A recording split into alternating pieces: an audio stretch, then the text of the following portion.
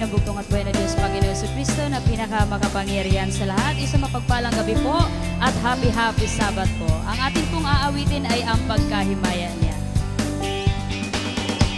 Daynigunta ang buhing Diyos, pasidunggan ang buhat niya,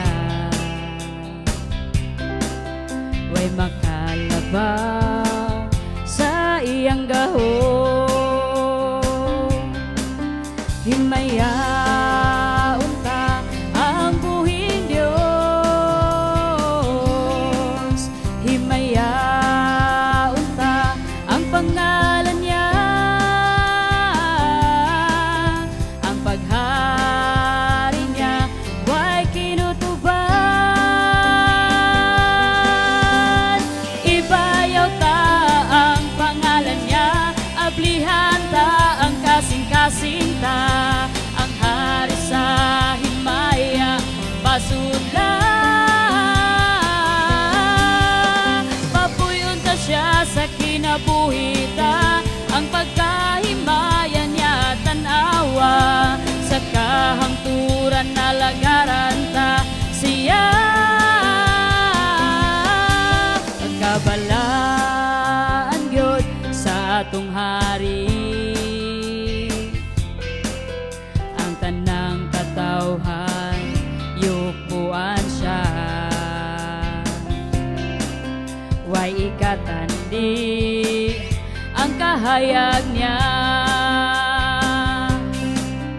Himayaon ta ang buhing Diyos, himayaon ta ang pangalan niya, ang paghari niya way kinutuban.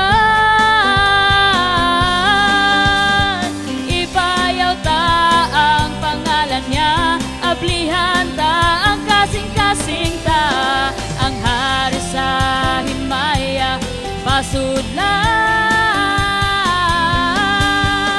Papuyon ta siya sa kinabuhita, ang pagkahimaya niya tanawa, sa kahangturan alagaran ta siya. Ibayaw ta ang pangalan niya, ablihan ta ang kasing-kasing ta, ang hari sa himaya pasudla. Papuyon ta siya sa kinabuhita, ang pagkahimaya niya tanawa, sa kahangturan alagaran ta siya.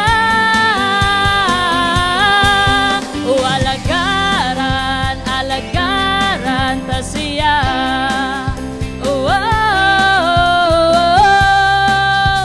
Alagaran, alagaran ta siya.